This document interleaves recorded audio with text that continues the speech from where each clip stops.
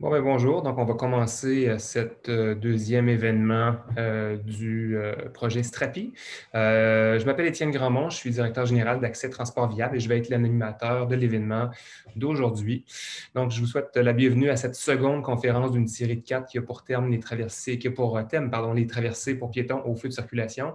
Et pour poursuivre la présentation des résultats du projet de recherche Strapi, dont je vais parler brièvement un peu plus loin. D'abord, vous présenter Accès Transport Viable. On est une organisation basée à Québec. On est une organisation à but non lucratif dont l'objectif est de promouvoir les transports collectifs et actifs sur les régions de la capitale nationale et Chaudière-Appalaches et de défendre les droits des utilisateurs de ces mêmes modes de transport durable. Comme nous avons certains participants qui n'étaient pas avec nous la semaine passée, je vais prendre quelques instants pour vous présenter à nouveau le projet Strapi, qui est une étude qui porte sur les systèmes de gestion des traversées piétonnes aux intersections munies de feux de circulation et de virage à droite au feu rouge. Donc, c'est une étude qui est comparative entre Québec et Montréal.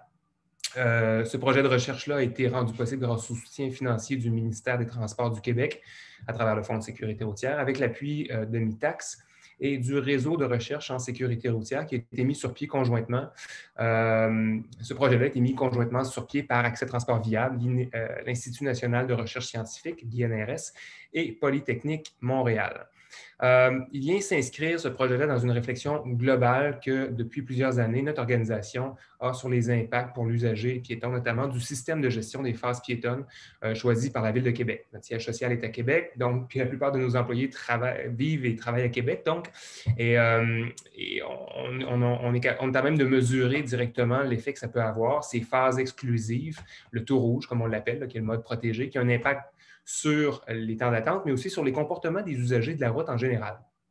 Or, puisque nos deux grandes villes du Québec, Montréal et la Ville de Québec, ont opté chacune pour des systèmes de gestion des feux qui sont très différents. Du côté de Montréal, on a majoritairement un mode temporairement protégé et pas de virage à droite au feu rouge, tandis qu'à Québec, on a un mode tout protégé, mais avec un virage à droite au feu rouge qui est autorisé sur plusieurs intersections. Ça nous a donné l'opportunité de comparer ces deux systèmes de gestion des traversées piétonnes. Nous avons donc formé une équipe mixte de recherche, de chercheurs et de professionnels qui sont présents aujourd'hui avec nous. Marie-Soleil Cloutier de l'INRS, Owen Wiggood, qui est de Polytechnique Montréal, qui a débuté le projet sous le chapeau de l'Université Laval. On a également Valérie Marcon d'Accès Transport Viable et Dominique Gagnon qui a assuré l'intérim pendant un congé parental de Valérie.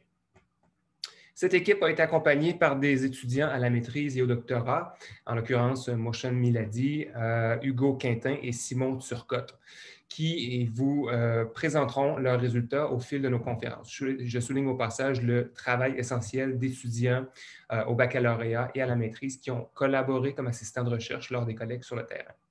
Donc, pour réaliser ce travail de comparaison entre les deux villes, l'équipe s'est dotée d'une méthodologie que vous voyez à l'écran qui s'appuie sur l'étude de 24 intersections sélectionnées et de différentes collectes de données. La compilation et l'analyse des collisions piétons-véhicules à toutes les intersections avec des feux dans les deux villes que nous a présenté Simon la semaine dernière, des observations sur le terrain aux intersections choisies, des questionnaires sur rue à ces mêmes intersections, un sondage web destiné aux automobilistes, incluant des images des intersections visitées, notamment. L'étude a aussi permis de brosser un portrait global de certains facteurs qui influencent la sécurité et le sentiment de sécurité des piétons dans les deux villes, mais aussi de mettre de l'avant l'expérience piétonne, ses comportements, ses perceptions. Cette série de conférences-là est donc l'occasion pour nous de dévoiler une partie des résultats. La semaine dernière, Simon nous a parlé des facteurs explicatifs qu'il a analysés concernant les collisions piétons-véhicules. Cette semaine, nous poursuivons avec les interactions piétons-véhicules ou les presque accidents, les quasi, tandis que les deux prochaines semaines, deux prochains événements vont s'intéresser plus particulièrement au comportement des usagers. À ces conférences, nous associons comme vous l'avez vu la semaine dernière, si vous étiez présent ou présente, nous associons des conférenciers invités qui sont là pour élargir les horizons de la recherche et explorer d'autres aspects de ces enjeux. Quelques explications du déroulement du webinaire. Comme vous êtes nombreux, on est 145 et ça continue de monter. 145 présents aujourd'hui. Et comme vous avez pu le constater, là, vos micros et vos caméras sont fermés. Il y a seuls celles et ceux des conférenciers et des intervenants qui vont fonctionner. Les mains levées non plus ne fonctionnent pas. Donc, on vous invite à utiliser le QR pour communiquer et poser vos questions. Donc, ça peut être à la fois un endroit où vous déposez des commentaires ou vos questions. D'ailleurs, il y aura une période de questions de 15-20 minutes à la toute fin, en fait, après les deux conférences. Par contre, tout au long de l'événement, notre modératrice Valérie Marcon va être en ligne pour à la fois répondre en direct à certaines questions, sinon pour compiler certaines autres questions auxquelles nos intervenants et intervenantes répondront vers 14 heures. Donc, on vous invite évidemment à ne pas être timide, à y aller de vos observations, commentaires ou questions. Sachez aussi que les conférences sont enregistrées et qu'elles seront rendues disponibles dans quelques semaines, c'est-à-dire vers la mi-février. Également, un courriel vous sera envoyé demain. La semaine dernière, on a eu un petit retard, un petit enjeu technique et je pense que le courriel est parti un petit peu plus tard. Mais normalement, demain, vous recevez un courriel avec à la fois les contacts des intervenants d'aujourd'hui et un questionnaire auquel on vous demande de répondre, d'évaluation en fait, là, si vous avez l'occasion, pour nous aider à améliorer toujours votre expérience. Mais en ayant les coordonnées des intervenants d'aujourd'hui, ce sera une occasion pour vous de poursuivre la conversation avec nos intervenants et l'équipe d'Accès Transport Viable. La présentation des conférenciers maintenant que la table est mise. Je vais vous présenter notre premier conférencier qui est Hugo Quintin, qui est un des étudiants qui a travaillé sur le projet Strapi. Comme je le disais, il va nous parler de l'analyse comparative du type de traversée réalisée dans le cadre du projet, notamment des interactions piétons-véhicules à ces intersections-là. Hugo est détenteur d'un baccalauréat et actuellement candidat à la maîtrise en études urbaines au Centre Urbanisation, Culture, Société de l'INRS. Il fait partie du laboratoire Piétons et Espaces urbains, qui est dirigé par Marie-Soleil Cloutier. Et bien entendu, Hugo s'intéresse à la mobilité active en ville. Donc, Hugo, je te passe la parole pour une conférence d'environ 20 minutes. Je remercie tout le monde d'être présent et puis je vous souhaite un bon événement. Merci. À bientôt.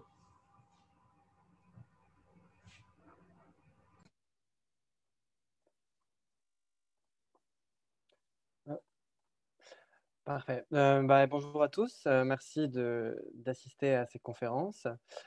Conférence, donc moi, qui va porter donc, sur l'analyse comparative du type de traversée et des interactions piétons-véhicules lorsque finalement on traverse une intersection signalisée à Québec et à Montréal. Alors, l'objectif de la conférence aujourd'hui, en premier, on va voir un peu ce qui se passe sur le terrain. Donc, on va se poser la question de comment se passe la traversée des piétons sur la chaussée, à savoir quel type de traversée ils font. Notamment, on va s'intéresser à la traversée en diagonale et aussi les interactions entre les piétons et les véhicules que je vais définir plus tard. Puis ensuite, on voulait s'intéresser en deuxième partie du côté des perceptions, à savoir les piétons, mais aussi les automobilistes. Qu'est-ce qu'ils pensaient de cette traversée et des intersections en général pour un peu avoir les deux côtés. Alors pour cela, on va voir le sentiment de sécurité et puis aussi les perceptions vis-à-vis des relations entre piétons et véhicules l'un envers l'autre. L'accent sera mis en fait sur la comparaison Montréal-Québec et sur les phasages des feux tout au long de la conférence. En effet, c'est le principe donc, de notre étude. Et puis, les caractéristiques individuelles également sont prises en compte pour avoir un portrait un peu plus précis des types de piétons et de leur comportement. Donc, comment se passe la traversée des piétons sur la chaussée? Alors, pour ce faire, on a utilisé la base de données à partir d'une collecte de données d'observation in situ à l'été 2019, à l'automne 2019 et au printemps 2020. En tout, sur les deux villes, il y a environ plus de 4100 piétons qui ont été observés, donc dans les 24 intersections, 12 à Montréal et 12 à Québec. Alors, en premier, le type de traversée nous a intéressés puisque toutes les personnes qui ont expérimenté la traversée à Québec se sont sans doute rendu compte qu'il y avait des gens qui traversaient en diagonale, sans doute, du fait de, comme on peut le voir sur le schéma là à droite, du fait de la possibilité avec le phasage exclusif de n'avoir aucun véhicule en mouvement dans l'intersection. Donc, il est possible finalement de passer par le milieu de l'intersection. Or, selon le code de la sécurité routière, le piéton ne peut pas traverser une intersection en diagonale, sauf si un agent de la paix, un brigadier scolaire ou une signalisation l'autorise à le faire. Donc, on a essayé de savoir est-ce qu'à Montréal et Québec, c'était différent et surtout à quelle proportion à Québec ces traversées en diagonale s'effectuaient. Alors, concernant Montréal, il y a vraiment très peu de personnes qui sont passées en diagonale. Il y a environ 12 personnes qui ont traversé en diagonale ou en L, qui est un peu une diagonale améliorée, c'est-à-dire que c'est en forme de L, donc c'est entre les deux. Alors qu'à Québec, il y a quand même environ 15%, donc 13% en diagonale, 1,5 en L, qui ont traversé. Donc là, la différence est vraiment significative. Heu, Ensuite, ce qui est intéressant, c'est de savoir où, ils ont traversé en diagonale. Donc là, on peut voir les 4 intersections sur nos 12 de Québec avec le plus, de traversées en diagonale. Et on peut voir qu'elles sont assez différentes les unes des autres. Par exemple, on a boulevard de Lormière, rue Blain, avec 21% de traversée en diagonale, qui est finalement une zone commerciale. Le boulevard Charest et la rue Dorchester, qui est plutôt une intersection dense et urbaine, avec 30% de traversée en diagonale. Et le chemin cette fois, avenue Miron, avec 21% de traversée en diagonale, qui elle est une intersection plutôt résidentielle, commerciale. Puis on a le boulevard Wilfrid Ahmed et la rue Bourdage, qui est vraiment intéressante, puisque donc, il y a 38% quand même de traversée en diagonale. Et puis, c'est l'intersection qui est la plus grande de notre intersection à Québec, parce qu'il faut quand même environ 30 mètres euh, pour traverser en diagonale, donc d'un point A à l'autre opposé, donc qui est quand même une grande traversée. Donc, c'est intéressant de voir que finalement, les traversées en diagonale se font non pas dans les petites intersections comme on pourrait le penser, mais sur des intersections assez diverses et notamment des grandes intersections. Hem, Ensuite, on voulait savoir finalement au niveau des perceptions, est-ce que les gens d'une part savaient si c'était légal ou illégal de traverser en diagonale? Et ensuite savoir si ça influait, si ça influençait pardon leur comportement. Donc à partir du sondage web qu'on a effectué entre les 2 villes, il y avait 75 des répondants qui savaient que c'était illégal de traverser en diagonale, donc les 3/4 quand même. Mais ce qui est intéressant, c'est que ceux qui le savaient, à Québec, il y a quand même presque la moitié des répondants qui disaient qu'ils le feraient quand même. C'est-à-dire qu'ils savent que c'est illégal, mais qu'ils le font quand même, à 45%. Alors qu'à Montréal, c'est à 17%. Tout cela, c'était évidemment traversé en diagonale sur une phase exclusive. Mais ce qui est intéressant également, c'est que ceux qui ne savaient pas que c'était illégal, là, il y a presque la totalité qui disait qu'ils le feraient, à 91%, avec 94% à Québec, 88% à Montréal. Donc là, on voit qu'il y a deux manières de voir les choses, c'est-à-dire que si on ne le sait pas, on sera tenté de le faire. Mais si on le sait, en tout cas à Québec, il y a quand même presque la moitié qui le ferait quand même. Voilà. Ensuite, au niveau des interactions, déjà, je vais définir ce que c'est une interaction. Donc, c'est vraiment simple, c'est vraiment, donc là, vous pouvez voir le schéma, c'est lorsque un piéton, quand il est sur la chaussée, donc la ligne bleue, c'est sa ligne de traversée, lorsqu'un véhicule croise sa ligne de traversée, eh bien, on appelle ça une interaction. Heu, Elles peuvent être d'une distance assez large si l'intersection est large, mais nous, on s'est intéressé aux interactions à moins de 2 mètres, qui sont évidemment plus dangereuses et qui, en fait, font que le véhicule passe proche du piéton. Alors, c'est quoi l'intérêt de le mesurer? Premièrement, c'est un indicateur de la perception du risque, ou comme je l'appelle, le risque vécu, puisque plus on passe proche d'un véhicule, il y a des études qui ont montré que c'était associé à une augmentation des craintes, notamment chez les cyclistes, mais également chez les piétons. Et puis en plus, la perception, elle découle pas, donc la perception du risque, elle découle pas seulement d'incidents qui ont causé des blessures, mais aussi d'incidents qui auraient pu en causer, d'où les interactions. Il y a également la notion de quasi-accident et de point de conflit qui est associée à ça. Heu, Déjà parce qu'il y a une influence de perception du risque, mais aussi puisque ça peut influencer le risque réel. C'est-à-dire, lorsque ces interactions sont proches, notamment à moins d'un mètre, et bah, c'est finalement l'étape avant la collision puisque, les 2 usagers sont proches. Et puis au-delà de ça, c'est vraiment un outil, objectif et facile pour évaluer les relations piéton-véhicule sur la chaussée. Ça nous permet d'avoir un portrait assez global de, comment se passe finalement la relation entre les 2 dans les intersections. Alors au niveau des résultats, ce qu'on peut voir, c'est que lorsqu'on prend les interactions à moins de 2 mètres, il y a 2 fois plus d'interactions à Montréal qu'à Québec, hein. On est à 20 d'interactions sur toutes nos observations à Montréal, alors qu'on est seulement à 10 à Québec.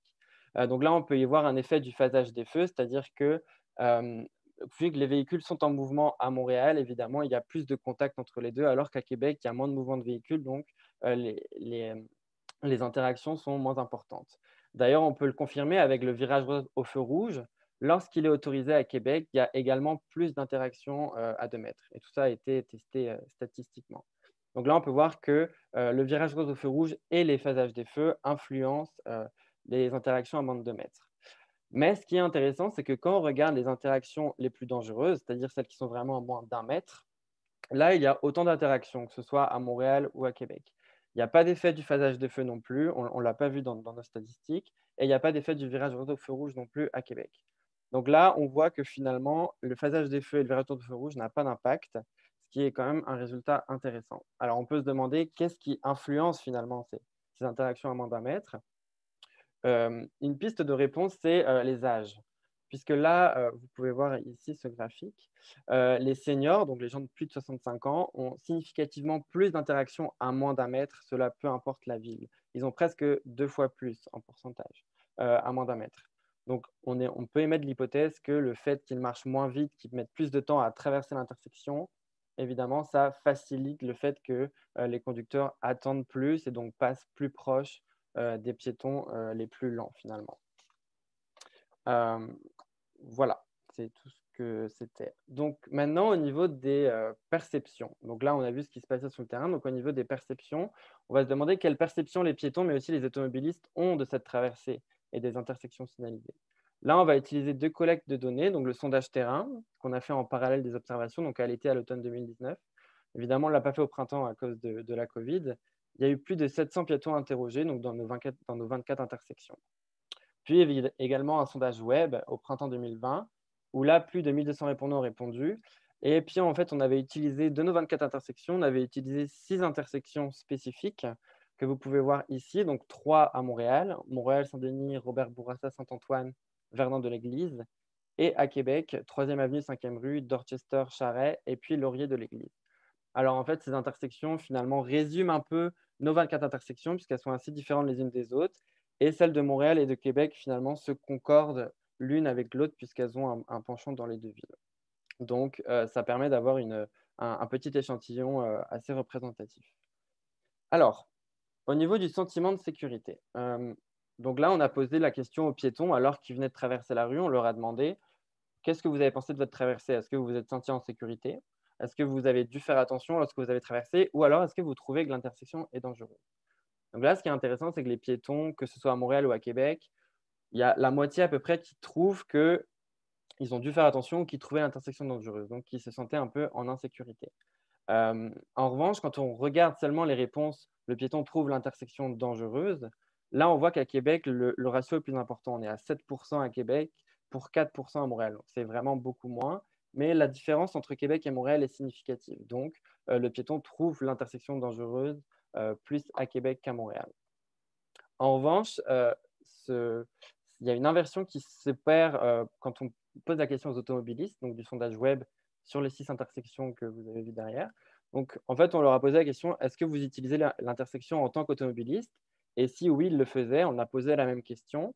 Et là, on peut voir que les 3 quarts des automobilistes ont dit qu'ils devaient faire attention ou qu'ils trouvaient l'intersection dangereuse.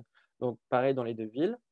Sauf que quand on prend les réponses de trouver l'intersection dangereuse seulement, là, il y a une inversion. C'est-à-dire qu'à Montréal, les automobilistes trouvent l'intersection plus dangereuse qu'à Québec à 18%, comparé à 10%. Ensuite, au niveau de la relation piéton-véhicule. Donc là, en fait, on a posé la question dans le sondage web si les piétons utilisaient les intersections en tant que piétons ou automobilistes. Et là, ce qu'on a vu, c'est que, en fait, en ratio, les piétons se sentent plus pressés par les conducteurs lorsqu'ils traversent qu'à Montréal qu'à Québec. Donc, on voit les 3 quarts des piétons se disent pressés par les conducteurs à Montréal, alors que c'est 56% à Québec. Il y a la même différence qui s'opère pour les automobilistes, se sentant pressés par les piétons ou par les cyclistes. Hein.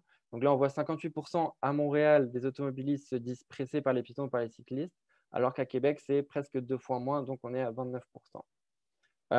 Donc là, ce qui est intéressant, c'est que de voir que dans les 2 cas, on sent que les piétons comme les automobilistes à Montréal se sentent plus pressés par les autres usagers qu'à Québec, mais que dans les 2 cas, le ratio des piétons qui se sentent plus pressés par les conducteurs est plus important que les automobilistes se sentant pressés par les piétons. Donc là, on voit que les piétons se sentent un peu plus pressés par les conducteurs que l'inverse. Puis, on a demandé également des questions assez générales, à savoir, selon vous, par exemple, lorsqu'on considère des intersections, faut-il mettre en priorité la fluidité de la circulation ou la sécurité routière de tous les usagers? Donc là, ce qu'on peut voir, c'est qu'il y a 56%, donc un peu plus de la moitié, qui ont répondu la sécurité routière, 28% équivalent et 16% qui ont répondu la fluidité de la circulation avant la sécurité. Donc là, on voit qu'il y a une majorité qui ont répondu à la sécurité routière.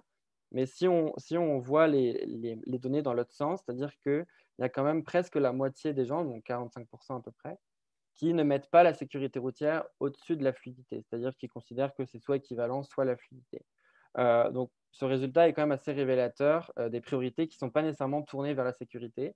Même s'il y a une proportion plus importante qui est vers la sécurité, il y a quand même presque la moitié qui met au même niveau la fluidité et la sécurité. Ce qui est intéressant, c'est qu'on avait aussi demandé aux répondants de s'identifier s'ils étaient plutôt piétons, plutôt automobilistes ou plutôt les deux en général dans leur vie quotidienne pour un peu voir si le moyen de transport qu'ils utilisaient avait un impact.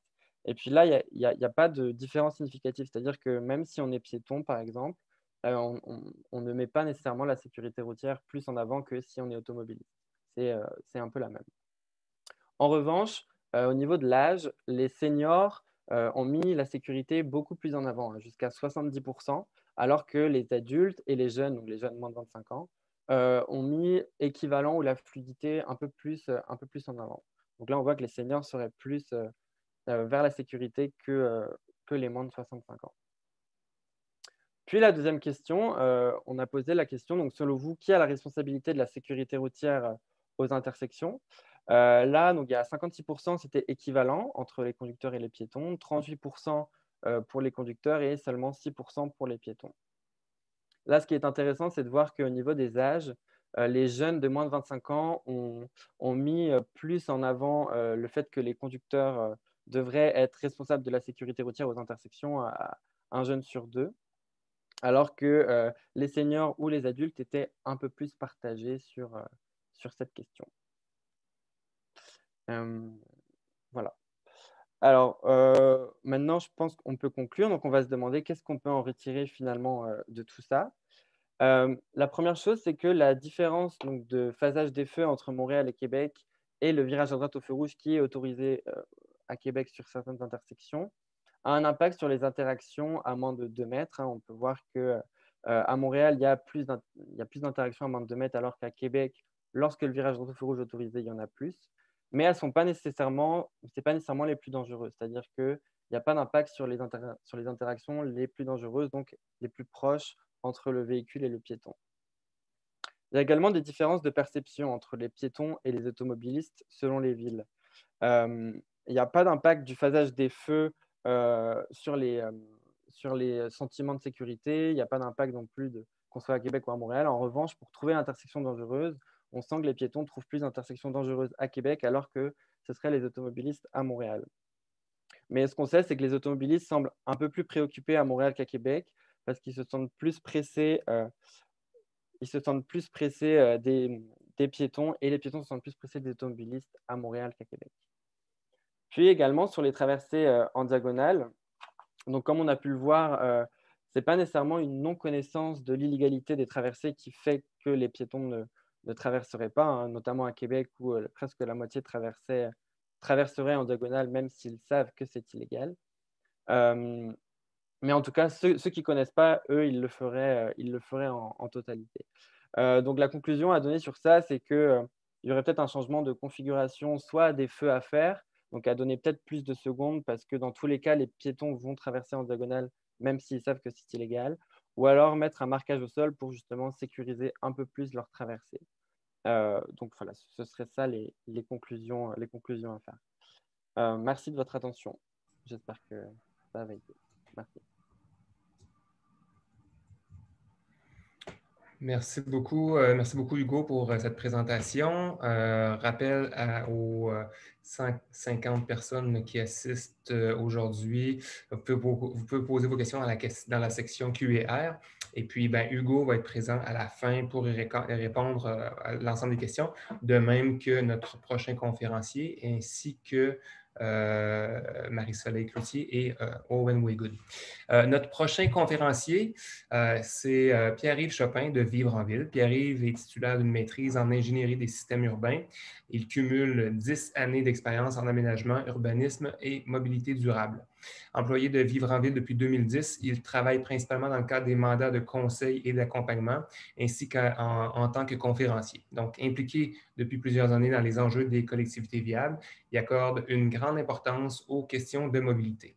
Pierre-Yves va nous parler aujourd'hui d'aménagement et de ville à échelle humaine avec une présentation très illustrée. Très hâte de voir ça.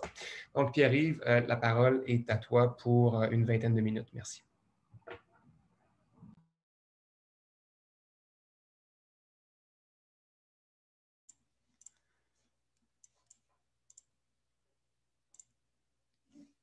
Alors, est-ce que c'est bon pour vous? Je viens d'activer mon micro. Merci Étienne pour cette petite introduction. Effectivement, donc, je travaille pour Vivre en Ville. Pour ceux qui ne nous connaissent pas, Vivre en Ville est une organisation pan-québécoise, donc avec une trentaine d'employés qui travaillent au quotidien pour améliorer nos villes et nos villages pour en faire des milieux de vie plus durables pour tous. Et ce travail-là, il passe notamment par le développement de la mobilité durable. Le développement de la mobilité active. Pour les favoriser, ces déplacements actifs, et il faut nécessairement s'intéresser à la sécurité. On s'y intéresse depuis longtemps et plus particulièrement dans les dernières années avec deux projets sur lesquels j'ai travaillé, deux projets financés par le Fonds pour la sécurité routière du ministère des Transports. Donc, un fonds qui est financé principalement par l'étiquette des radars. Et dans le cadre de cette présentation-là, je vais prendre un petit peu de recul par rapport au sujet précis des traversées et des modes de gestion pour m'intéresser de façon plus large à la sécurité des usagers vulnérables et à comment l'améliorer. Les deux projets dont je vous parle, le premier s'est achevé en 2020, au printemps 2020, avec la publication conception et mise en œuvre de Rue apaisée. Et l'autre projet est en cours et s'intéresse quant à lui aux boulevards et routes à vocation commerciale, donc les grandes artères principalement qu'on a un peu partout dans nos milieux de vie. Excusez-moi.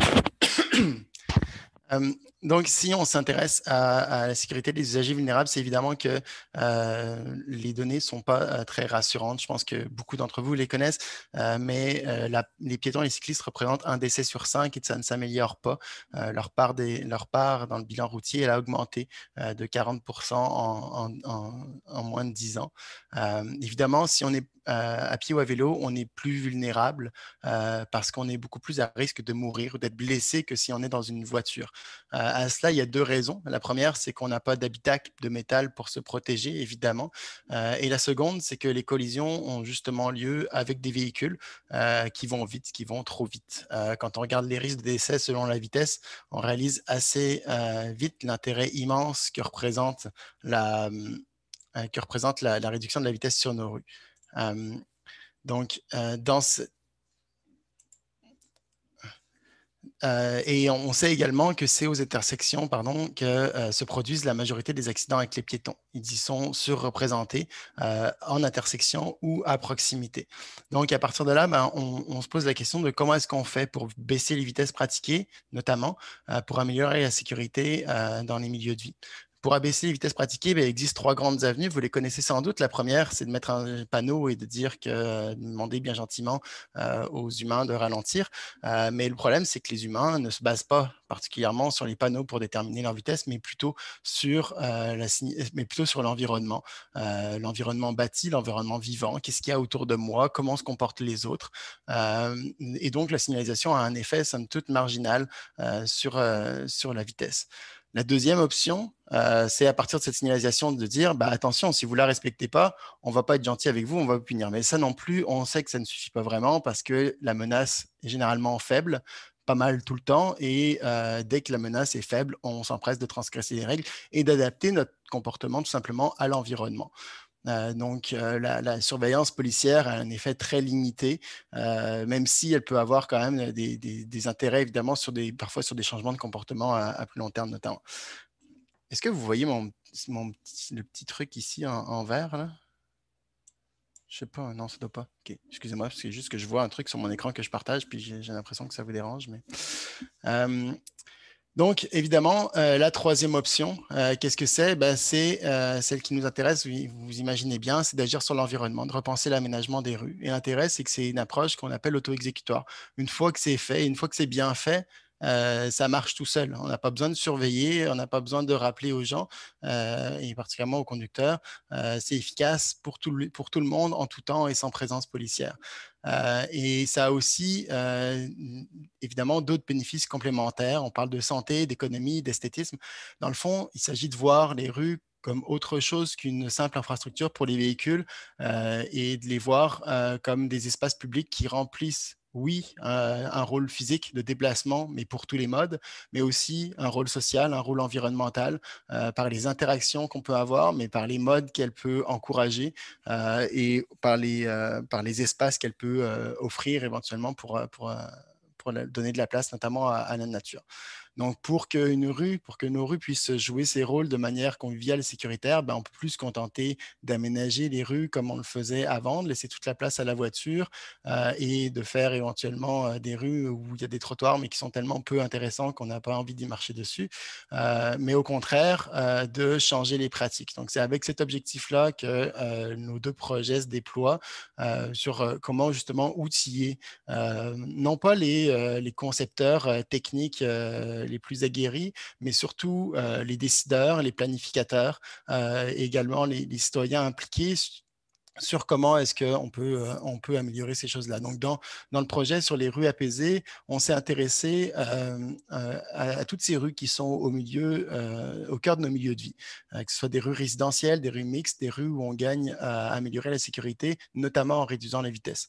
Pour vivre en ville, la notion de rue apaisée, elle englobe deux approches, la rue partagée et la rue étroite. Je ne rentrerai pas dans le détail de ces deux concepts-là tant que ça aujourd'hui, mais ces deux approches, elles vont évidemment en commun de viser de réduire au strict nécessaire la chaussée, et de réduire la place de la voiture pour faire plus de place aux humains vulnérables. Et elles comportent donc certaines composantes communes, donc une chaussée restreinte pour limiter les vitesses principalement et donner plus de place au reste, des aménagements à échelle humaine pour assumer les différents rôles dont j'ai parlé, et du stationnement encadré et limité pour qu'ils ne prennent pas toute la place et qu'ils ne contribuent pas à élargir la chaussée lorsqu'il n'est pas utilisé. Mais elles ont évidemment des deux approches. Ces deux approches, elles ont des distinctions importantes, parce que les règles de circulation qui s'appliquent sont différentes. La rue partagée repose sur un changement complet de priorité qui est accordé aux piétons. On a vu des rues partagées, on les voit se développer à Québec et à Montréal notamment. On en a vu aussi cet été des rues partagées temporaires, mais aussi parce que la rue partagée, contrairement à la rue étroite, elle est aussi normée et qu'elle doit être aménagée de façon à faire respecter cette différence-là. Donc, excusez-moi, j'ai sauté, mais donc ensuite, au-delà des rues, comme on l'a vu, les intersections, puis c'est évidemment l'intérêt de cette série de conférences, sont là où se produisent les accidents. Et donc, il faut y accorder énormément d'attention. Donc, comment est-ce qu'on peut appliquer cette logique de sécuriser par l'aménagement les intersections pour améliorer la sécurité? Bien, évidemment, encore une fois, c'est en visant la compacité des espaces pour donner plus de place aux usagers vulnérables, en tenant compte aussi du comportement. Puis ça, je trouve ça très intéressant de pouvoir étudier justement où est-ce que les gens se sentent en sécurité, où est-ce qu'ils traversent, comment est-ce qu'ils traversent, mais aussi comment s'articule le réseau par rapport aux intersections. Et évidemment, en aménageant ces rues-là, non pas pour la situation actuelle, en favorisant justement la fameuse fluidité, mais plutôt en regardant, OK, la situation souhaitée, à qui est-ce qu'on veut que ces intersections servent de façon sécuritaire. Donc, je vais vous présenter quelques mesures, quelques stratégies qui permettent ces améliorations-là. Donc, la première, c'est de rétrécir les chaussées. Ensuite, d'assurer l'accessibilité puis la continuité des cheminements. La stratégie également de viser les ralentissements grâce à des surélévations, des intersections, et la sinuosité des tracés de chaussée, et évidemment de comment mettre à profit ces espaces-là pour améliorer la qualité et la convivialité. Donc, je vais passer au travers de ces différents aspects-là pour les illustrer et montrer à quoi ça peut ressembler avec des mesures de réaménagement permanent. Donc, la chaussée rétrécie, c'est des choses qu'on voit heureusement de plus en plus. Ça permet un meilleur encadrement physique et visuel. Ça réduit la longueur de la traversée, donc qui est un avantage énorme pour les piétons et particulièrement pour les piétons qui sont un peu plus lents, là, les personnes âgées, les personnes à mobilité réduite, les enfants qui sont ainsi moins exposés. Et ça permet, on peut faire ça en gagnant des espaces de végétation et généralement, si on les fait assez modestes, sans avoir d'impact sur l'offre en stationnement. Évidemment, c'est des mesures qui, même malgré leurs avantages, elles donnent quand même, elles causent quelques insomnies à ceux qui n'acceptent pas une remise en question du statu quo et qu'on donne un petit peu moins de place aux voitures.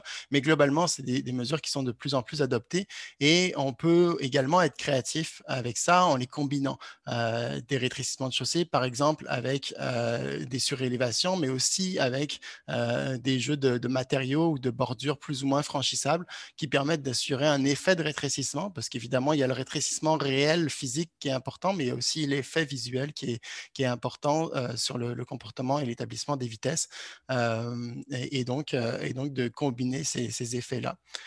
Justement, l'intersection surélevée, c'est une mesure qui sont encore à adopter timidement en Amérique du Nord, particulièrement au Québec, en raison notamment souvent des contraintes de déneigement, mais qu'on voit aussi de plus en plus. Bien faites, avec des pentes adéquates, ça fonctionne. Il y a quand même de plus en plus de municipalités, particulièrement dans la région de Montréal, dans les banlieues de Montréal, qui en mettent en place. Ici, à Delson, il y en a aussi à Laval, il y en a dans différents endroits. Et ce qui est important, c'est de les différencier évidemment des dos d'âne, qui eux sont beaucoup plus courts et qui ont un impact qui peuvent avoir un impact évidemment efficace sur les vitesses, mais qui ont des conséquences un peu plus négatives, notamment sur le déplacement de véhicules lourds. Les intersections surélevées, et donc elles sont plus longues, et ce qui les rend plus compatibles, notamment avec le passage des bus ou des véhicules d'urgence, tout en permettant un ralentissement de vitesse. Évidemment, ça présente aussi l'intérêt d'inverser la logique. C'est plutôt que le piéton doive descendre pour traverser la rue, ben, c'est la rue qui doit monter et empiéter sur l'espace qui est piéton. En plus de ça, au Québec, ça nous permet d'éviter les enjeux de flaques d'eau aux intersections pour les piétons, puisque ben, les piétons se retrouvent dans un espace surélevé. Et puis, ça permet aussi de distinguer les cheminements et distinguer un peu la hiérarchie de la trame. Et c'est une approche qui est notamment utilisée de façon très systématique aux Pays-Bas, où systématiquement les voies secondaires qui arrivent sur des voies primaires, sur des voies importantes, vont être traitées de cette façon-là, ce qui fait que le piéton qui marche le long de la voie principale, lui, est sur une surface continue, et la voie secondaire, elle est traitée comme de façon secondaire, et donc c'est l'auto qui doit franchir et qui n'a pas le choix de ralentir et de respecter le piéton pour franchir l'intersection et aller sur une voie secondaire. Donc, cette continuité du cheminement, elle est super importante pour justement un peu rééquilibrer la place qu'ont le piéton et la voiture sur l'espace public. Elles sont aussi bénéfiques pour l'accessibilité universelle, pour laquelle justement on cherche à assurer cette continuité du parcours, mais également la réduction des pentes, tout en maintenant des démarcations évidemment claires, avec des bordures, avec des éléments de détection comme du passage podotactile pour les personnes qui ont des difficultés de vision. Euh, Ensuite, du côté de la chaussée, une autre possibilité pour réduire la vitesse, c'est de rendre le tracé sinueux et de forcer ainsi le ralentissement. C'est très efficace. Ça permet aussi d'optimiser l'espace sur des rues étroites pour aller augmenter la végétation dans les milieux urbains et lutter contre les îlots de chaleur. Ça permet aussi d'encadrer les différents espaces, les différentes fonctions de la rue, qui ne sont pas qu'une des fonctions de circulation, mais justement notamment d'encadrer le stationnement pour qu'il ne prenne pas toute la place comme je l'évoquais tout à l'heure. Et toutes ces opérations-là, donc de rétrécissement et de réallocation de l'espace, elles permettent justement de l'optimiser, d'augmenter la végétation, éventuellement de faire du traitement, de la gestion locale des eaux de pluie ou pour offrir des espaces qui ne sont pas tout simplement que des espaces de circulation et avec du mobilier de qualité. Ce genre de réflexion-là, donc on peut les mettre en place là, et réfléchir à comment est-ce qu'on applique ça dans une rue. L'exemple que je vous montre, c'est tiré d'un accompagnement qu'on a réalisé dans le cadre de notre projet sur les rues apaisées et qui cherchait à voir comment est-ce qu'on pouvait, à partir d'une rue pas particulièrement large ni particulièrement conviviale, imaginer quelque chose de plus intéressant. Et la façon dont on l'a fait, donc là, le pointillé rouge que vous voyez, c'est les bordures actuelles. C'est un réaménagement qui n'a pas encore eu lieu. C'était très prospectif. Mais comment est-ce qu'on fait ça? Ben, évidemment, c'est en changeant d'approche, comme je disais, donc en partant du minimum. Largeur minimum de voie. On n'a généralement pas besoin de plus que 3 ou 3 mètres par voie, 3 ou 3,5 mètres par voie. Les rayons de virage, de la même façon, on va essayer de les réduire à environ 5 mètres. Généralement, ça suffit. Évidemment, tout ça, c'est des choses très générales que je dis, mais qui peuvent guider et permettre de remettre en question les pratiques actuelles. Et puis aussi de se poser la question pour quelle vitesse on veut concevoir, parce que trop souvent, on conçoit des rues pour des vitesses trop élevées, et ce qui fait en sorte qu'après, on dit, bah oui, mais c'est pas crédible d'aller mettre un panneau 30. Ben, justement, ce qu'il faudrait, si on voulait avoir une rue à 30 km/h, évidemment, c'est de la concevoir comme une rue à 30 km/h, et particulièrement aux intersections. Et ce genre de démarche-là, à notre avis, ça devrait guider tous les réaménagements de voirie qu'on fait, qu'on ne devrait plus refaire à l'identique. Évidemment, c'est du travail, des investissements, mais ça vaut la peine parce que ça vient vraiment changer les conditions de traversée, notamment des piétons. Et pour ne pas rater son coup, évidemment, on peut réfléchir à comment est-ce qu'on fait ça de façon test, de façon transitoire. Et c'est avec ça que je vais continuer ma présentation. Dans cet exemple, après avoir réfléchi à un concept à long terme, on a également proposé une version transitoire, donc évidemment beaucoup plus modeste, mais avec différentes mesures, donc des mises en place de trottoirs temporaires, des mises en place de bacs de plantation, des mises en place de bollards à certains endroits pour, d'une part, agir rapidement, mais aussi pour tester et voir qu'est-ce qui pouvait fonctionner ou pas sur cet aménagement-là. Donc, ces mesures transitoires-là, on les voit de plus en plus. Là, c'est des aménagements simples, légers, rapides à mettre en place, peu coûteux, qu'on teste le temps d'une saison généralement, qui peuvent être testés également sur plus long terme. Là. Notamment à Montréal, on voit des aménagements temporaires, des placotoirs, des genres de placettes qui sont laissés en hiver, qui permettent aussi de confronter un peu l'approche visée à long terme avec les considérations hivernales et qui permettent de mettre en place donc des améliorations rapides avant de les concrétiser. Donc là, l'exemple ici, c'est ce qui a été fait donc, pour tester et mettre en place rapidement le corridor cyclable sur Père Marquette avant de le concrétiser. Puis là, on voit bien évidemment l'intérêt, une fois la concrétisation achevée, de l'amélioration de la qualité, elle est flagrante. Donc, ces mesures transitoires, comme je disais, elles peuvent permettre d'améliorer la qualité de l'espace de façon assez rapide avec des bacs de plantation. Ici, cet exemple-là, quand même assez majeur là, sur King Street à Toronto, où pour contrôler la circulation de transit et augmenter l'efficacité du tramway en circulation mixte, ils sont passés par des aménagements temporaires, mais on peut aussi envisager des choses plus artisanales et plus créatives. Donc, comme je disais, on en voit de plus en plus de ces mesures, puis je suis certain que ce n'est pas nouveau pour la plupart de ceux qui nous écoutent aujourd'hui. Mais pour finir, j'aimerais te parler de deux exemples que je trouve particulièrement inspirants. Le premier, qui apparaît pas forcément si inspirant que ça quand on le regarde de façon rapide, parce qu'après tout, ce n'est qu'un bloc de béton, mais c'est un bloc de béton qui a vraiment été élaboré par un ingénieur à Calgary pour répondre à ce besoin-là d'aménagement temporaire, donc répondre à des besoins de sécurité, mais aussi des besoins de modularité, donc faire des blocs qui soient faciles à déplacer par les opérateurs, mais qui soient stables, qui ne représentent pas de danger non plus de véhicules comme on peut avoir parfois pour les jerseys ou les blocs triangulaires qui, quand ils sont chevauchés par les véhicules, peuvent créer parfois des situations dangereuses de déviation ou de renversement même, et qui présentent une courbure qui permettent de les agencer donc, dans des configurations qui ressemblent plus à des futures bordures et qui peuvent être maintenues en hiver.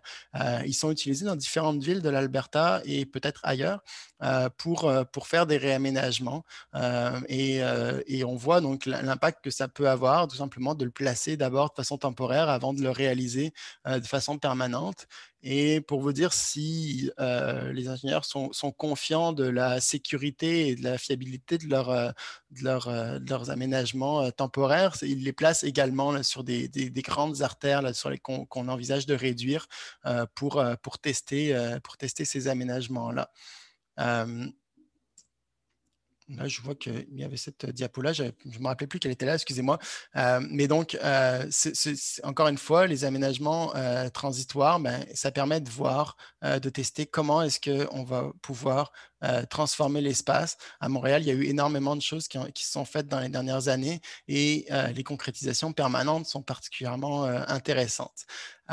Et le dernier exemple que je voudrais aborder, celui auquel je pensais arriver après mes blocs de béton albertains, c'est un exemple à Halifax où, dans le cadre d'une reconfiguration de rue commerciale, ils ont travaillé sur quelque chose finalement d'assez classique, d'offrir plus d'espace au commerce, notamment pour des terrasses, mais de le faire avec des augmentations de trottoirs de façon temporaire.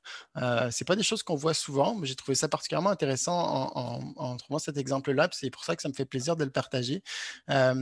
Donc en gros, c'est des dalles de béton qui sont maintenues par des poutres en bois et qui permettent d'offrir un trottoir plus large et de tester pour vrai, là, OK, ça donne quoi si on met une bordure à cet endroit-là, sur les déplacements aussi bien des piétons, sur les espaces qu'on peut offrir au restaurant, et puis sur la circulation routière. Et évidemment, quand on met ça en place de façon définitive, après, on peut aller chercher la qualité à laquelle on aspire pour les piétons et l'ensemble de l'environnement. Donc, pour conclure, je pense que ce qui est important de retenir, c'est de remettre en question l'espace qu'on alloue à la circulation automobile, pas pour partir dans une guerre à l'auto, mais juste pour se dire, OK, quel est le minimum dont on a réellement besoin quand nos rues traversent des milieux de vie, quand nos rues sont fréquentées par des usagers vulnérables. Et donc, de penser à cette sécurité-là avant la fluidité et de penser évidemment à long terme en se disant, c'est pas parce qu'il n'y a pas de piétons aujourd'hui, qu'il n'y a pas de cyclistes aujourd'hui, qu'ils n'aimeraient pas y être mieux accueillis. Et c'est en leur offrant des meilleures conditions qu'on pourra les accueillir de façon intéressante. Donc, c'est dans cette optique-là, comme je disais, qu'on a publié le guide conception et mise en œuvre de rue apaisée. Je vous invite à aller le télécharger en ligne là, sur vivre-en-ville.org/rue apaisée. Il propose des mesures concrètes et des approches aussi de planification, des approches de détermination de mesures pour savoir quoi mettre en œuvre et où, dans quelles conditions, pour que finalement, plus en plus de rues deviennent des rues où on roule instinctivement moins vite et où les piétons et les cyclistes peuvent circuler de façon plus confortable. Donc, merci beaucoup. Et puis, ça va me faire plaisir de répondre à des questions en direct ou par la suite, là, si jamais vous en sentez le besoin. Merci beaucoup pour cette conclusion, Pierre-Yves. J'aime, en fait, il y a quand même une ligne directrice que j'ai trouvée intéressante dans ton discours qui était penser le design des rues en fonction de ce qu'on veut avoir comme type d'utilisation de l'espace urbain et non pas en termes d'utilisation actuelle. Autrement, on ne s'en sort jamais puis on reste beaucoup dans le statu quo. Il y a juste quelqu'un qui demandait si le guide auquel tu fais référence, le guide des rues apaisées de Vivre en Ville, c'est un guide qui était gratuit. Oui, c'est gratuit. La version PDF est gratuite. On peut en acheter une version papier également, mais la version PDF est téléchargeable gratuitement.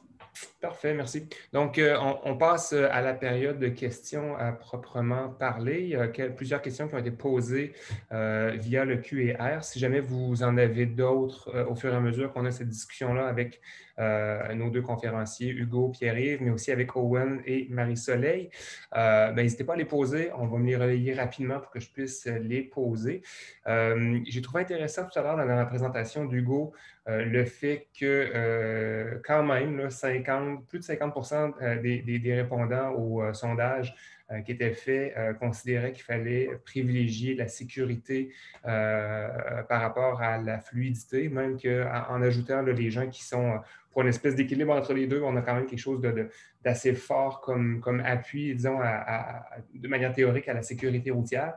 Il y a Sandrine Cabana-Degani de Piétons Québec qui demandait justement, est-ce que par rapport à ça, pour avoir une précision, est-ce qu'on parlait vraiment de la fluidité automobile ou de la fluidité de l'ensemble des modes de déplacement, donc les transports collectifs, actifs et bien entendu l'automobile? Donc, définir un peu là, la question de fluidité. Oui, en fait, la question était vraiment posée. Est-ce que vous mettez en priorité la fluidité de la circulation ou la sécurité routière de tous les usagers? Donc, ce n'était pas précisé circulation automobile ou circulation de tous les usagers. Donc, normalement, la circulation aurait sans doute été prise pour circulation automobile, mais ce n'était pas nécessairement précisé. Donc, voilà, c'est la circulation. La fluidité de la circulation générale, quoi, plutôt. Parfait, merci. Peut-être encore une fois, Hugo, là, sur ta présentation, on se souvient qu'il y a une intersection qui était parmi les 6 étudiés là, que tu as présenté. Il y avait l'intersection Amel et Bourdage là, à Québec, qui était présentée comme une intersection qui était particulièrement large. Il y a Paul Mequet qui voulait savoir combien de temps maximum pourrait prendre une traversée à Amel-Bourdage si le piéton devait attendre pour faire 2 approches de l'intersection, donc vraiment traverser en L en respectant la signalisation et le code de la sécurité routière. Est-ce que vous avez analysé ce temps nécessaire à la traversée en L tout en respectant le code de la sécurité routière? Oui, question très intéressante, parce qu'en fait, on a fait en parallèle au printemps un calcul des temps d'attente et du temps de traversée, hein, ce qui va être un peu la conférence dans 2 semaines. On va parler de ça, donc si vous voulez revenir pour entendre ça. Et concernant Wilfried Almed, donc Bourdage, j'ai juste fait vite fait pour me remettre dedans. En fait, on a une moyenne de temps d'attente qui est d'1 minute, donc c'est quand même assez important. Et la moyenne de traversée, alors il n'y avait pas de traversée, il n'y avait pas de double traversée quand on a fait nos calculs, il y avait soit donc en diagonale, soit juste un segment à la fois. Et la moyenne du temps de traversée est de quand même 77 secondes. Donc, c'est-à-dire que entre le temps où le piéton arrive à l'intersection et lorsqu'il repart de l'intersection, il y a vraiment plus de 70 secondes qui sont écoulées. Donc, c'est quand même assez important. Donc, sans doute que s'il avait dû faire 2 traversées en attendant à chaque fois, ce temps-là aurait été peut-être doublé au maximum. Et voilà, ça aurait été encore plus que ça, quoi. Donc, ça a sans doute un impact. C'est intéressant. Dans le fond, est-ce que le temps d'attente, ça influence? Vous n'avez pas, pendant l'analyse ou pendant l'étude, vous n'avez pas. Est-ce que vous avez fait une relation entre la taille de l'intersection, le temps d'attente normal d'attente à une intersection et l'occurrence des traversées en diagonale? Dans le fond, ce que je veux savoir, c'est est-ce que vous avez pu faire une corrélation entre le temps d'attente théorique d'un piéton et le fait qu'il traverse, qu'il ait plus ou moins de chances de traverser en diagonale? Ma question est claire. On ne l'a pas fait encore, cette corrélation, parce que les temps d'attente, c'était vraiment, on l'a fait un peu en mode exploratoire, mais je pense que dans 2 semaines, on essaiera d'avoir réponse à cette question et d'essayer de savoir si un temps d'attente important a une correspondance avec justement les traversées diagonales et quels peuvent être les liens entre les deux. Donc, je vous invite à revenir peut-être dans 2 semaines. Oui, évidemment. Puis peut-être aussi, on en a quand même parlé aussi là, du temps d'attente lors de la dernière conférence. Donc, si vous êtes intéressé par ça, on peut vous partager aussi là, la conférence qui était avec Nicolas Speyser du CEREMA. De leur côté, entre autres, ils ont fait une étude sur les temps d'attente, une étude assez exhaustive. Peut-être juste une dernière question précisément sur vos observations. Est-ce que vous avez remarqué que des gens se sont mis en danger en traversant en diagonale? Parce que dans le fond, les temps de traversée sont calculés en fonction d'une traversée en perpendiculaire des rues, c'est-à-dire dans le sens normal. Une diagonale étant toujours plus longue, ou en tout cas, c'est très rare, au moins d'avoir des intersections en X, là, ça arrive à l'occasion, mais règle générale, les diagonales sont plus longues à traverser que les perpendiculaires. Est-ce que vous avez observé davantage de gens qui se mettaient en danger où il y avait des quasi-collisions, des interactions à moins de 2 mètres dans des situations comme celle-là, ou bref, ou des dépassements de temps par rapport à la durée autorisée du feu, c'est-à-dire que des gens qui posaient le pied sur le trottoir de l'autre côté de la rue, mais après que le temps du feu se soit écoulé? En fait, on est une équipe des chercheurs et puis je n'ai pas effectué donc, les observations à Québec. Peut-être Marie-Soleil a eu des retours du terrain à Québec. Ben, il faudrait, là, c'est plus des réflexions de terrain, en fait. Là. Je ne l'ai pas vérifié dans les chiffres, mais il y avait. On n'a pas été, ça par contre, je peux vous le dire, on n'a pas été témoin d'accident du tout, ce qui est vraiment une bonne nouvelle, n'est-ce pas?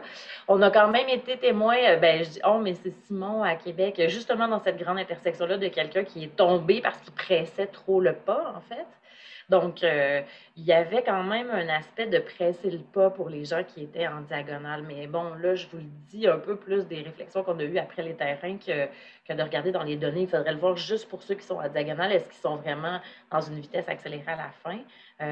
Il me semble que c'est un peu ça qu'on a vu sur le terrain. Mais pour le reste, les gens, notamment où il y a des comptes numériques, ben, en fait, justement, quand ils voient qu'il ne reste plus beaucoup de secondes, ils vont presser le pas, sauf si c'est des gens plus âgés ou des gens qui ne sont pas capables d'accélérer leur propre vitesse. Et puis, on a eu des gens qui ont terminé sur le feu rouge, mais on en a eu autant en diagonale, je pense, qu'en perpendiculaire. Là. Ça, je ne suis pas certaine qu'il y a une différence entre les deux, pour être honnête. Okay, Ouais, parfait. j'ai Oui, juste une petite chose à ajouter, excusez.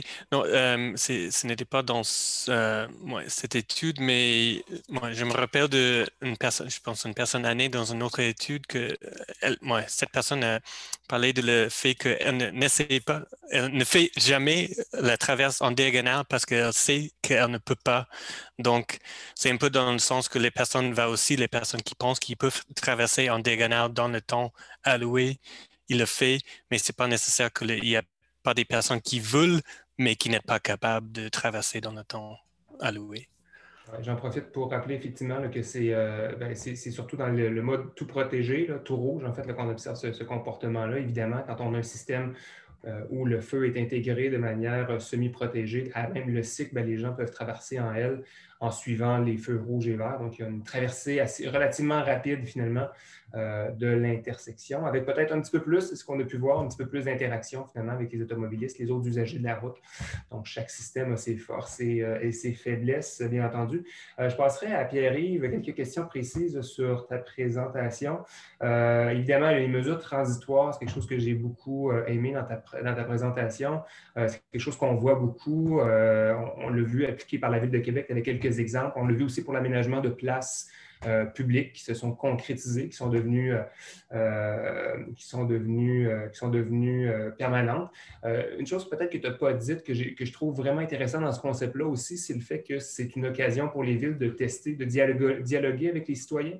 On met en place, même si on a un concept final assez bien défini, la mesure temporaire permet d'aller sonder la population puis d'apporter des améliorations en fonction des commentaires des commerçants, des automobilistes, des piétons, des résidents, etc., etc.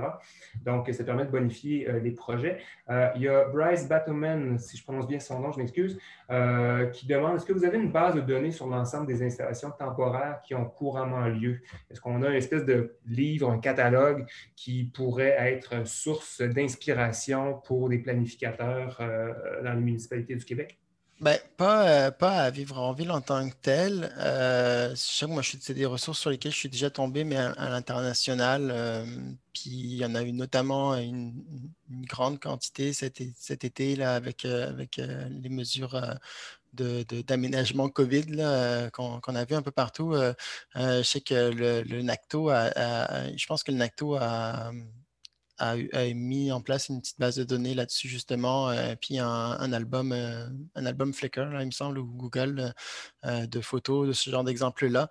Mais sinon, nous, en tant que tel, à Vivre en Ville, on n'a pas ce genre de base de données-là. On les répertorie à l'interne de façon un peu artisanale, mais pas plus que ça. Là. Mais c'est sûr que c'est de plus en plus utilisé, comme tu dis, puis c'est vraiment utile pour tester. Puis ce qui ressort aussi un peu de l'expérience, puis il y a notamment un article sur le magazine 100 degrés là, qui a été émis sur les aménagements temporaires à Trois-Rivières. Et ce qui ressort beaucoup sur les facteurs de succès, c'est finalement de réussir à le faire en se basant sur les pratiques déjà connues au sein de la ville. Donc, du matériel qu'on a déjà, avec lesquels la police est à l'aise, avec lesquels les pompiers sont à l'aise, avec lesquels le service des transports sont à l'aise, pour faire en sorte qu'on va pouvoir les déployer. Et donc, puis d'arrimer ça avec les gens qui sont habitués de gérer les grands événements. Donc, il ne faut pas que ce soit des projets de transport ou d'urbanisme, mais il faut au contraire impliquer le plus de services possible. Puis ça va faire en sorte qu'on va pouvoir le faire rapidement et que ça va bien fonctionner, puis éviter les écueils, parce qu'il y en a, puis en même temps, c'est correct, et on a juste à ajuster dans ce temps-là. Oui, effectivement. Tu parles des normes du NACTO, puis effectivement, nous aussi, là, c'est pas des normes, mais des catalogues ou des ressources qu'on prend plaisir à partager, évidemment aussi. Évidemment, il y a le contexte tout québécois, là, avec les quantités de neige qui tombent au sol, puis d'autres particularités, le sel notamment. Donc, évidemment, il y a un état de connaissance à développer au Québec. On s'entend, puis encore une fois, on revient toujours à ça, mais les projets temporaires permettent peut-être effectivement aussi là, de tester des choses puis bâtir l'expérience ici au Québec. Une autre question peut-être pour toi, Pierre-Yves, les Naked Street, les rues nues. C'est comme si le début de ta présentation nous dirigeait vers ça, parce que dans le fond, ce que tu disais, c'est que la signalisation, ça a sa place, en fait, dans le cocktail de mesures qu'on doit mettre en place pour contrôler, pour apaiser les rues, mais ça a ses limites assez rapidement atteintes. Même chose pour les services, pour la répression au niveau des services de police. Puis tu mets l'emphase, évidemment, on connaît bien Vivre en ville, sur les aménagements. Et dans le fond, l'aménagement à lui seul pourrait permettre finalement de s'auto-réguler les comportements sur la rue. Les Naked Streets, c'est la rue où il n'y a plus de signalisation, où dans le fond, les gens apprennent à cohabiter, mais l'environnement fait en sorte que c'est possible de le faire. En même temps, il y a beaucoup de sous-questions à ça, notamment là, au niveau des gens qui ont des limitations visuelles, les personnes non-voyantes. Qu'est-ce que vous en pensez chez Vivre en ville des Naked Street? Est-ce que c'est intéressant d'une part? Est-ce qu'il y a des aménagements particuliers pour certains types de clientèle? Puis est-ce qu'on est rendu à ça au Québec prochainement? Ou si on doit encore attendre, on a des apprentissages à faire? C'est sûr qu'au Québec, il y a les contraintes qui sont purement normatives, là, du fait qu'actuellement, même quand on a une rue partagée, chacune des rues qui sort de la rue partagée doit se retrouver à nouveau avec un beau panneau 50 km/h, ou en tout cas la vitesse qui est autorisée quand on en sort. Donc, il y a des questions normatives qui seraient à résoudre avant d'arriver à ces choses-là. Mais pour ce qui est des rues nues, comme tu dis, je pense qu'il faut bien faire la différence entre est-ce qu'on parle d'éliminer la signalisation, ou est-ce qu'on parle d'avoir des rues les plus dépouillées possibles? Puis, au sujet d'éliminer la signalisation, je pense qu'au-delà des signalisations d'arrêt, effectivement, sur des rues bien aménagées, on ne devrait pas avoir besoin tant que ça de mettre des vitesses. On ne devrait pas avoir besoin d'avoir de signalisation particulière si la rue est bien faite. Puis de toute façon, je veux dire, dans les faits, on le voit, là, à part les panneaux arrêt, on n'accorde pas tant d'importance que ça à la signalisation. Je pense qu'effectivement, on peut aspirer à en avoir moins. Par contre, pour ce qui est de l'aménagement, ça, c'est quelque chose sur lequel on met l'emphase dans notre publication sur les rues apaisées, et qui est exigé aussi par le ministère pour la mise en place de rues partagées. C'est très important de ne pas aller à l'extrême, dans certains extrêmes qu'on a pu voir dans certains pays européens, où aucune démarcation ou très très peu de démarcation entre les différents espaces, parce que c'est pas tout le monde qui est à l'aise de circuler dans ces espaces-là, même chez les personnes qui n'ont pas de handicap, et évidemment c'est encore pire chez les personnes qui ont des handicaps, particulièrement des handicaps visuels.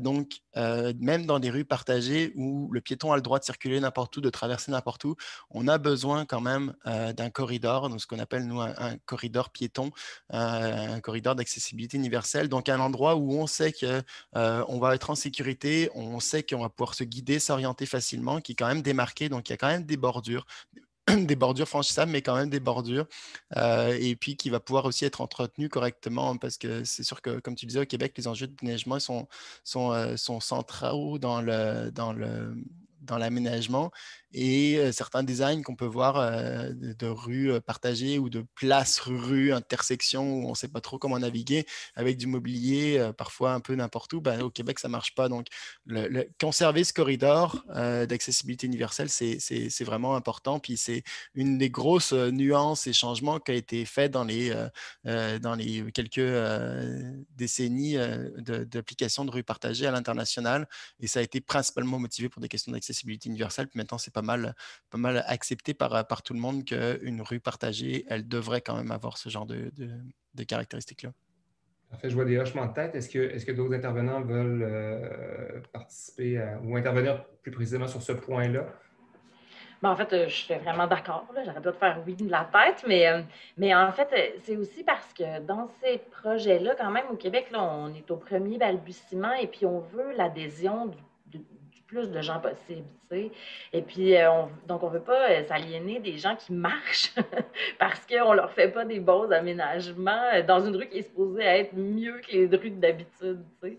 Fait que je pense que c'est quand même aussi important de garder ça en tête. Là, on ne veut pas faire ça trop lisse, puis plaire à... C'est sûr qu'on ne plaira jamais à tout le monde dans ces projets-là, mais je pense que, comme Pierre-Yves l'a dit, cette idée de garder ces corridors d'accessibilité-là, elle est là pour rester, puis c'est pour le mieux, là, selon moi, évidemment. Là. Même si cette idée de Naked Street, quand elle est sortie, tout le monde était un peu... oh, wow, c'est donc bien cool. Peut-être qu'on devrait aller complètement à l'autre bout du spectre, justement, en mettant plus rien. Là, je pense qu'on comprend à l'usage que c'est un juste milieu qu'on a besoin entre les deux, au final. Owen, j'ai vu que tu as ouvert ton micro. Est-ce que tu voulais intervenir? Oui, mais c'est simplement pour dire que ouais, j'ai essayé de trouver encore, mais il y a un projet en Europe avec le programme Civitas qui a regardé mais il y a des vidéos avec les personnes qui a créé ces idées, l'ingénieur en Pays-Bas. Donc, il a expliqué que oui, il a commencé d'introduire dans une place où c'est comme je pense une rue commerciale. Et puis, ils ont aussi montré que c'est possible d'avoir des endroits avec un niveau de débit très élevé et que c'est le fait de contrôler l'entrée de trafic à 16 points. On maintient un débit qui est l'équivalent d'une feu de circulation, mais avec beaucoup moins, mais presque jamais des collisions qui causent une blessé, des choses comme ça. Donc, c'est un peu des fois, il faut confronter nos idées de la sécurité qui n'est pas nécessairement toujours correcte dans ce sens. Donc, ouais, je pense que c'est une chose il faut regarder, il faut penser sur ça et comment nous pouvons tester ça, comme avec les idées de Pierre-Yves qui a présenté, c'est comme d'avoir des exemples, d'avoir un test avec ça, mais oui, c'est vraiment oui, des idées qui sont intéressantes. Ouais. Merci. On va revenir dans le plus concret. J'ai une question de Karine Bélanger qui s'adresse particulièrement à Hugo. Dans le sondage auprès des piétons, est-ce qu'on connaît les raisons qui expliquent pourquoi ils se sentent peu en sécurité lors de leur traversée au feu de circulation, surtout à Québec? Donc, pourquoi le sentiment d'insécurité est relativement élevé à Québec? On a essayé de savoir, on a fait des tests et sans doute qu'il y a aussi une question d'âge. Il me semblait que l'âge était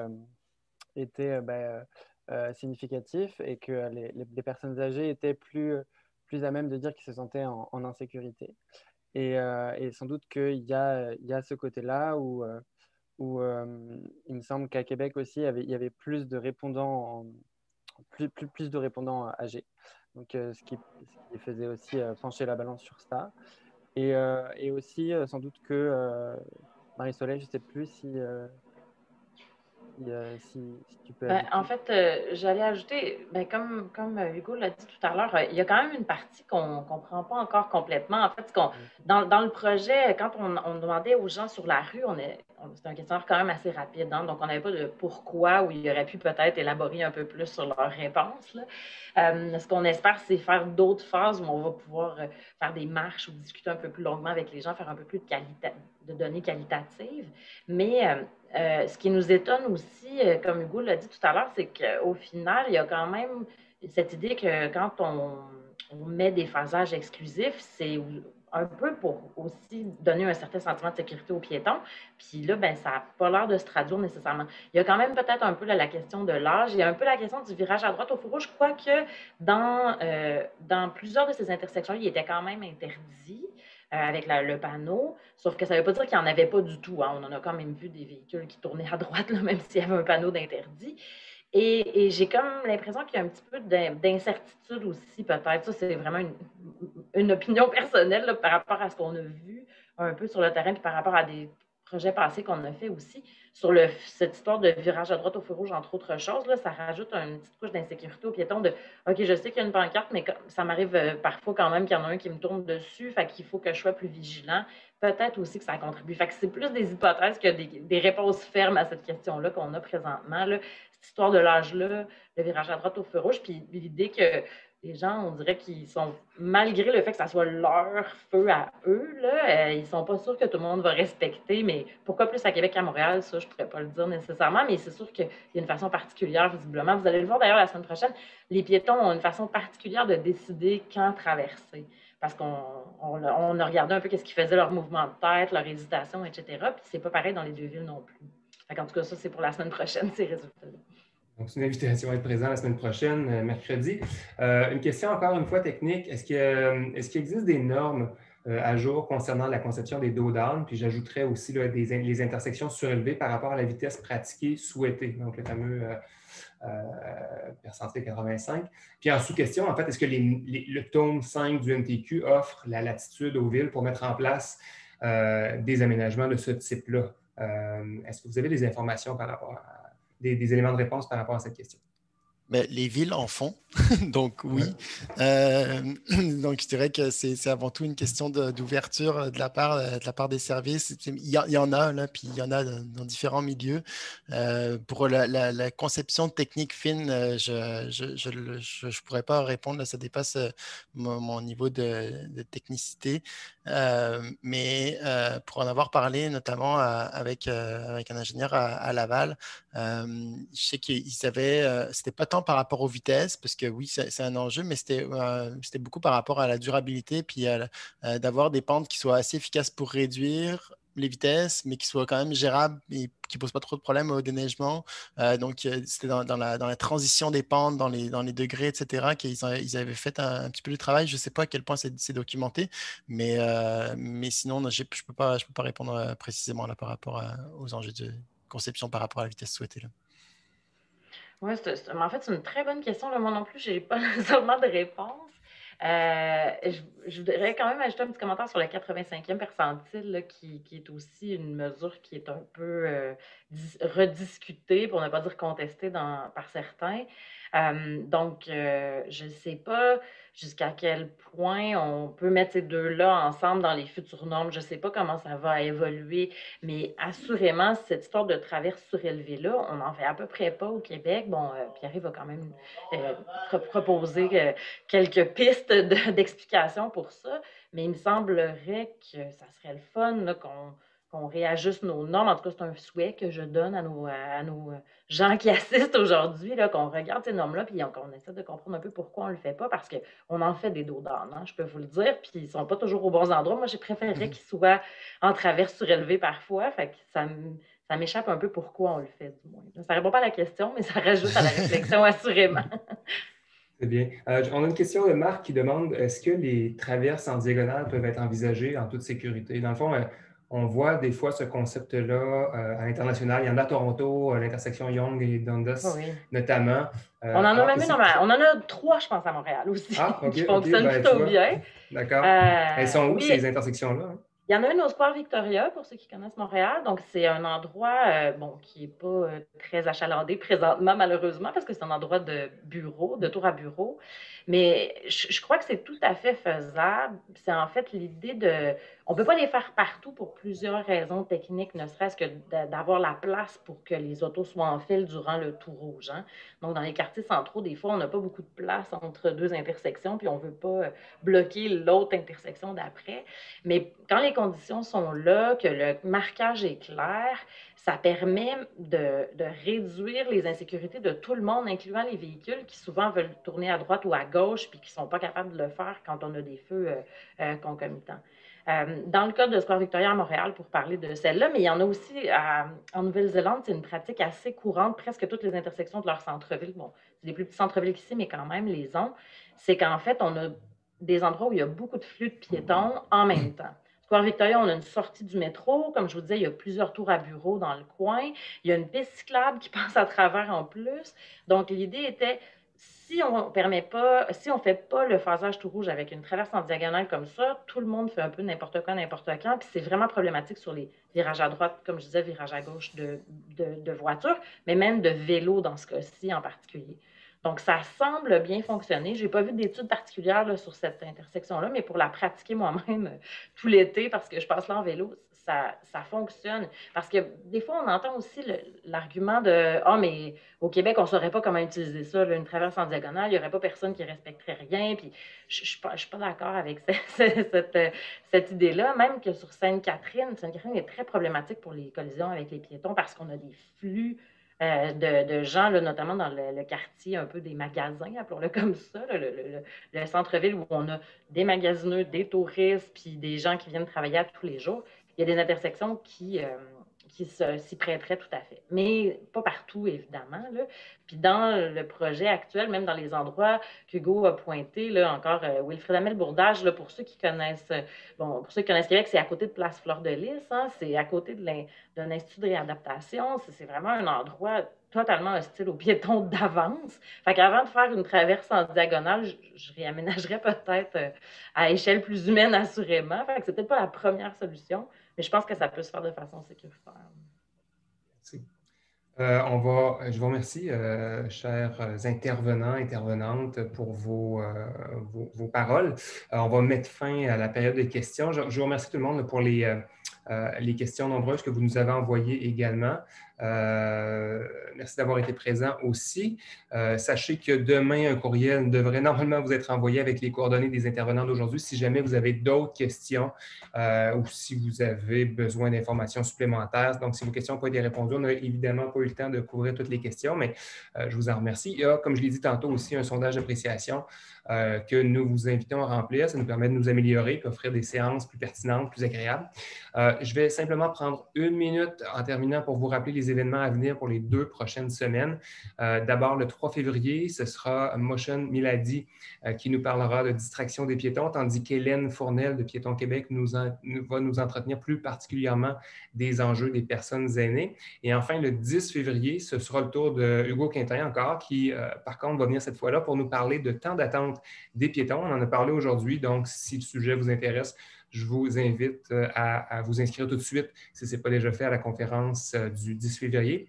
Il y aura aussi François Routier du CIRIS, qui est le Centre interdisciplinaire de recherche en réadaptation et en intégration sociale, qui va nous dévoiler les résultats de son étude sur les signaux sonores aux feux piétons sur le territoire de la Ville de Québec. Donc, on espère que vous serez au rendez-vous. Quant à moi, je vous souhaite une bonne semaine. Je vous fais attention, lavez vos mains, regardez à gauche et à droite quand vous traversez la rue et je vous dis à bientôt.